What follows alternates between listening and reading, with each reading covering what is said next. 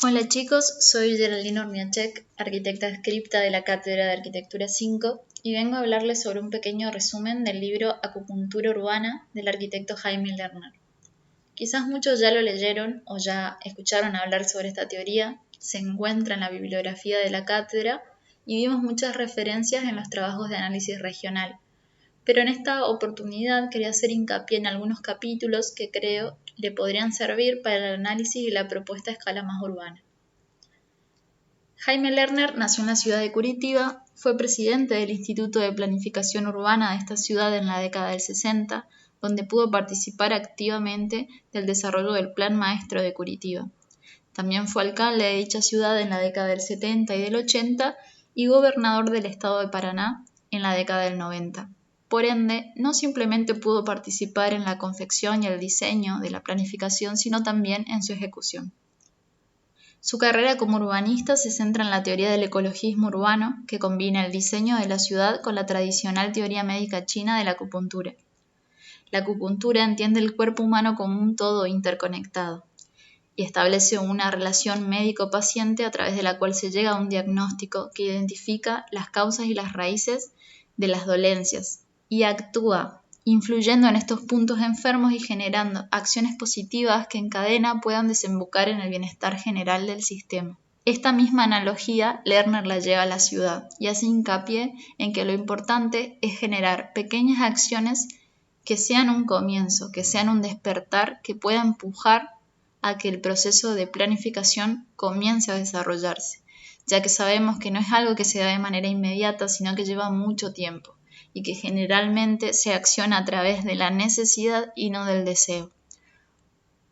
El primer capítulo que quiero tocar se llama La recuperación de un río y se da en la ciudad de Seúl. Esta ciudad de más de 800 años, como ven en la imagen, es avasallantemente moderna. Aquí el peatón tiene que subir y bajar interminables pasarelas y escaleras para poder cruzar una calle y sin embargo el auto se desliza como sobre una alfombra roja. Aquí se entubó un riachuelo que provenía del deshielo de las colinas para poder tapar su degradación y su contaminación y encima de él se construyeron unas vías rápidas. A la izquierda ven la situación final luego de la intervención y a la derecha la situación inicial. Estas vías fueron destruidas por la gobernación para poder recuperar el río y los lugares que iba generando a lo largo de su cauce. Una obra de esta envergadura también tiene un presupuesto semejante, por lo tanto tomar la decisión de volver atrás no siempre es muy fácil. Sale muy caro corregir una idiotez, cita Lerner en su libro.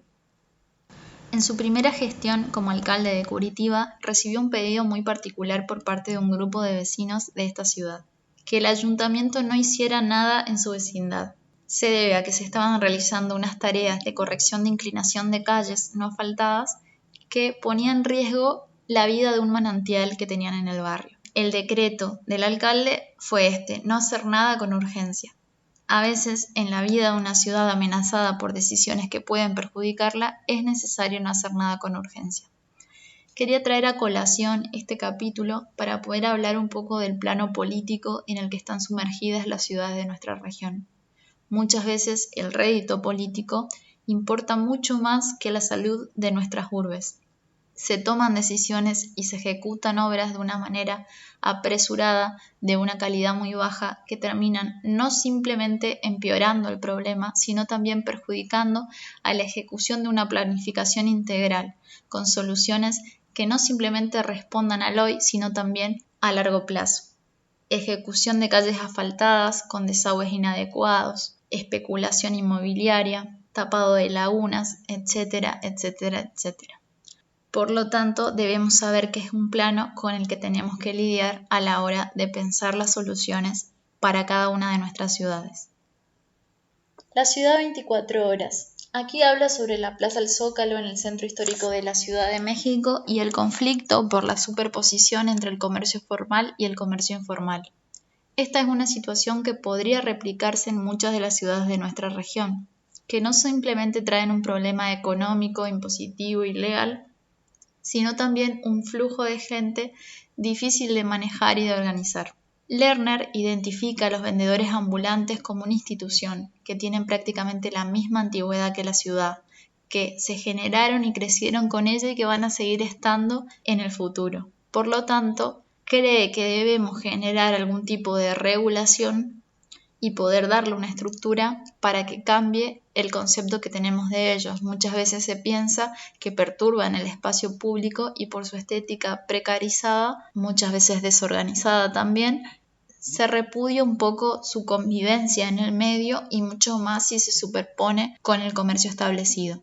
En este caso, lo que Lerner propone es una convivencia y un trabajo conciliado entre ambos sectores para poder desterrar la competencia. En este caso de la Plaza del Zócalo, propone establecer horarios, por ejemplo, que el comercio formal funcione hasta las 18 horas y a partir de allí pueda establecerse el comercio informal, asegurando más vida, más seguridad y un comercio local siempre a toda marcha. En este caso, como vemos, la acupuntura se hace con el reloj. Otro tema muy importante para Lerner es la generosidad urbana, que trata de actitudes o gestos que pueden estimular el amor por la ciudad. En este caso nombra una escultura de una vaca en la ciudad de Belo Horizonte, en la calle Leopoldina, la cual estaba muy deteriorada y un vecino tomó la decisión de restaurarla y poder darle su toque personal.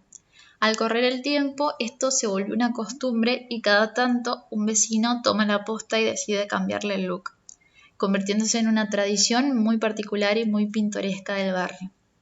Otras acciones de este tipo, por ejemplo, la Brigada de Basureros de Belo Horizonte, recoge la basura cantando. Parece un hecho muy simple que sin duda si tuviéramos la suerte de presenciar no lo olvidaríamos fácilmente. Otro ejemplo se da en la ciudad de Roma, donde un grupo de vecinos de un edificio organiza cada viernes una exposición de un cuadro en su ascensor.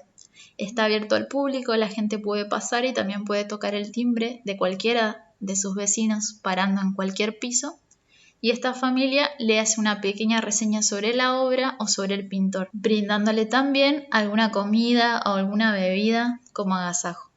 Un ejemplo local de referencia que se me ocurre es la intervención navideña que suele hacerse todos los años en Capiobí, dándole una impronta muy particular a este pueblo en la provincia de Misiones.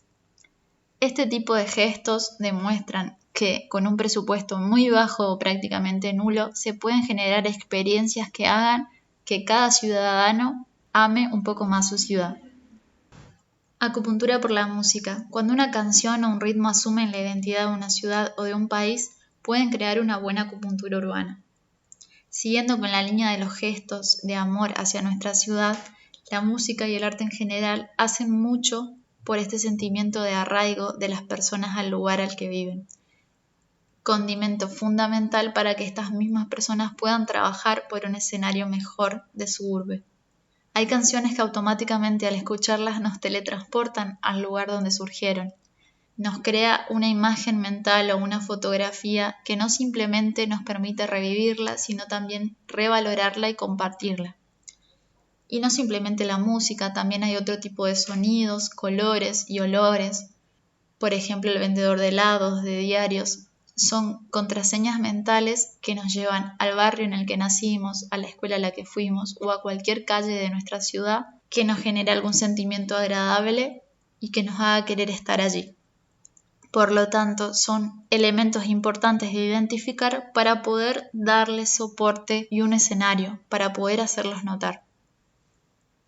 Continuidad es vida. Muchos de los grandes problemas urbanos se dan por falta de continuidad. El vacío de una región sin actividad o sin habitantes se puede sumar al vacío de las tierras baldías. Llenarlos sería una buena acupuntura. En este punto, Lerner hace hincapié que además de identificar el vacío e identificar la actividad faltante en esta zona, es importante planificar actividades provisionales que puedan armarse y desarmarse hasta que aparezcan nuevos proyectos concretos y sólidos a lo largo del tiempo para estos vacíos.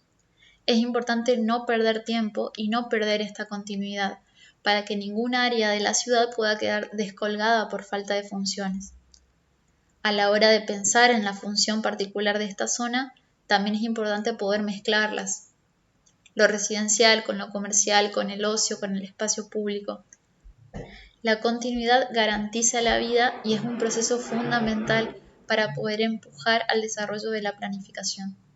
Muchas ciudades tienen grandes sectores que por el cambio de actividad económica o los cambios de modo de vida dejaron de utilizarse con su función de origen o primordial.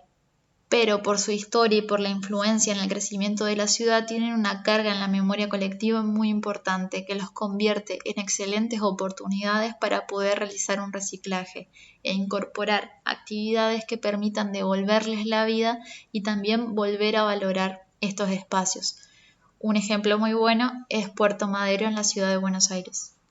Otro ejemplo en referencia al libro es la Ópera de Árame en la ciudad de Curitiba, que es un espacio al aire libre para conciertos y presentaciones con un aforo de más de 80.000 personas. Se construyó partiendo de una cantera donde se extraía piedras y arena, una literal herida en el paisaje que se transformó en una solución cultural para la ciudad. En los siguientes puntos hablaremos de la columna vertebral para mantener la continuidad de nuestra ciudad, para poder mantenerla con vida constante, que es la calidad de los espacios públicos y la calidad del transporte público. Considerando que las personas son las que atraen más personas, es importante generar elementos en el espacio público que no sean meramente utilitarios, sino que permitan generar otro tipo de situaciones y experiencias donde se permita compartir la vida. Esto se mejora con la mezcla y la integración de funciones, edades, clases sociales.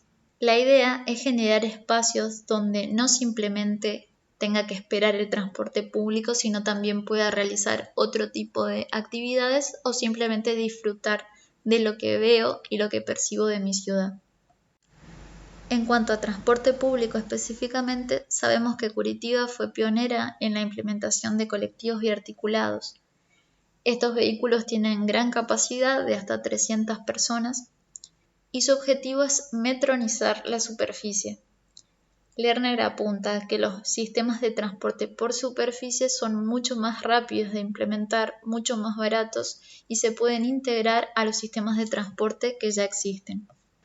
La eficiencia de este tipo de sistema está basado en procedimientos simples de fácil implementación, como ser un carril exclusivo, un embarque y desembarque al mismo nivel y un sistema de cobro previo, etc., lo que hace que se maximice su frecuencia y que acorte los tiempos de espera. Instrucciones para hacer una buena acupuntura urbana. De este capítulo extraje algunos párrafos que me parecieron muy importantes en relación a los problemas que suelen tener nuestras ciudades. Nosotros siempre solemos ver a la ciudad como un problema cuando sin embargo la ciudad es la solución a otros problemas que tenemos. La ciudad es una estructura que engloba la vida y el trabajo juntos y muchas de las complicaciones que estamos tratando de resolver en esta instancia tienen que ver con la separación de las actividades económicas y los asentamientos humanos. Cuando más se integran las funciones, cuando más se mezclan las clases sociales, las edades, más humana se vuelve la ciudad. Y sobre todo para destacar esto, las calles son escenarios preparados demasiado caros para que sirvan solamente para una función. Por eso pueden y deben tener un uso múltiple y escalonado en el tiempo. En relación a esto, Lerner identifica una enfermedad que padecen nuestras ciudades a raíz de esta separación, que es el uso excesivo del automóvil. Él define al automóvil como una suegra mecánica. Y dice que es necesario mantener una buena relación, pero también es necesario no dejar que nos controle la vida. La solución es mejorar el sistema de transporte público haciéndolo viable para cualquier tipo de usuario. En nuestras ciudades suele haber el problema de las ciudades dormitorio que muchas veces nos acorrala a utilizar nuestro vehículo personal. O también esta situación que menciona en el libro de los hipermercados a las afueras de la ciudad. Teniendo en cuenta estos 3 puntos de transporte colectivo, uso del suelo y red viaria, se puede integrar en una misma directriz para poder marcar las estructuras de crecimiento de la ciudad como ejes fundamentales. Los mercados me parecieron un punto muy importante a destacar en nuestras ciudades, que quizás necesitan un poco de impulso. Estamos muy acostumbrados con la modernización y la globalización a recibir y percibir las cosas con demasiados envoltorios, demasiados preparadas, y ya no las vemos en su estado original. ¿Cuántas veces nos habrá pasado de estar encerrados en un shopping y no saber ni qué hora es ni cómo está el clima afuera? Sin embargo, el mercado le devuelve a la ciudad una dinámica que también le da identidad, comprando cosas locales a personas locales que viven cerca mío. El mercado es para una ciudad un gran exhibidor, no simplemente de su gastronomía y de su producción, sino también de su gente. Para ir terminando este resumen, quería mostrar algunos trabajos de años anteriores y también algunas ideas extraídas del libro que me parecen apropiadas como conclusión para las problemáticas que solemos encontrar en nuestra ciudad. En primera medida, los alumnos trataban de identificar acupunturas ya existentes en la ciudad antes de proponer sus nuevas soluciones. Por ejemplo, en la ciudad de Resistencia podríamos nombrar algunas como el evento de la Bienal de Esculturas, el circuito de esculturas que en sí tiene mucho que ver con la identidad y este concepto de museo al aire libre que tenemos como ciudad, la propuesta de restaurar fuentes y relojes históricos, la recuperación de lagunas, la peatonal como una buena intervención comercial, una red de teatros y centros culturales o hasta intervenciones de menor porte como ser la influencia de acción poética o de muralistas en las calles de nuestra ciudad. En esta etapa de diagnóstico es importante la lectura que podemos hacer del lugar en el que vivimos. Y el libro hace una reseña donde define como una buena acupuntura urbana dibujar nuestra ciudad, dibujarla y mediante el dibujo poder conocerla. Y gracias a que la conocemos poder respetarla, quererla y hacer otro tipo de acciones para poder mejorarla. Dibujarla sería una buena acupuntura urbana, porque una vez asimilada sería como un buen tatuaje en nuestra memoria. En otra parte del trabajo práctico se le pide un decálogo de problemas, con su correspondiente solución o respuesta y un dimensionamiento estimativo. En este punto considero importante también contemplar la proyección de esta solución o respuesta en el tiempo, teniendo en cuenta que debemos pensar acciones que den una cierta inmediatez. Citando a Lerner, no es concebible que en la acupuntura se introduzca la aguja con presiones lentas y dolorosas. La rapidez de estas acupunturas tenían un objetivo: evitar que la inercia de los vendedores de complejidad, de mezquindad y de la política hicieran inviables esos momentos y obras fundamentales. Sabemos que el planeamiento es un proceso y por bueno que sea no consigue transformaciones inmediatas. Casi siempre es una chispa la que inicia una acción y la consecuente propagación de esta acción. Esa chispa es lo que llamo una buena acupuntura.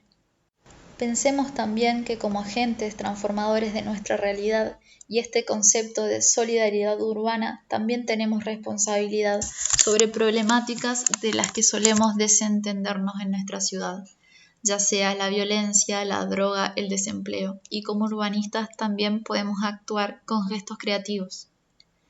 Me pareció muy bueno citar esta parte del libro.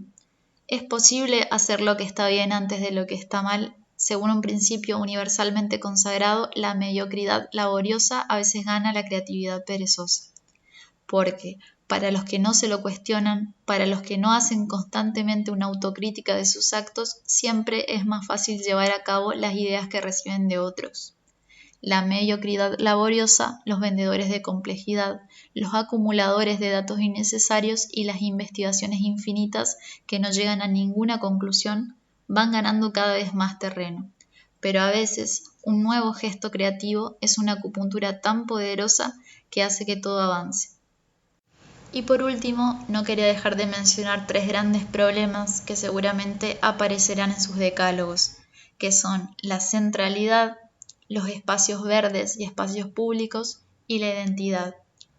Realicé extractos del libro que se los dejo en estas filminas, que también la vamos a subir, para que puedan pensar estas problemáticas y trabajarlas desde esta teoría. Y me quiero detener en la última, que tiene que ver con la identidad. ¿Cuánto te gusta tu ciudad? Normalmente a la gente le gusta su ciudad porque ha nacido allí, pero ¿qué opinión tienes de ella? ¿La conoces? ¿Te sientes parte de ella? ¿O las personas que solo reflejan la tragedia te han influido hasta tal punto que estás totalmente convencido de que ya no tiene solución? ¿Que tu ciudad es la que tiene la peor infraestructura, que es la más violenta, la más injusta? y todavía más si es una ciudad grande, donde los problemas son grandes y es más fácil justificar esta frustración con el tamaño. Pero el tamaño no tiene nada que ver con la inviabilidad de una propuesta, ni con la falta de recursos. Lo más importante es tener una visión correcta y una competente ecuación de corresponsabilidad. Amar la arquitectura también implica amar a la ciudad, que la contiene y a través de la cual existe y toma forma, mientras más compleja, más problemática y más interesante. Velar en pos de cada una de sus partes, donde respiran, viven y mueren partes de lo que nosotros en esencia también somos. Y si cada pinchazo de acupuntura fuera un gesto de amor a tu ciudad, empezá dibujándola. Dibuja a tus vecinos y marca a las personas que conoces. Salúdalas por su nombre. Es una buena acupuntura. Muchas gracias.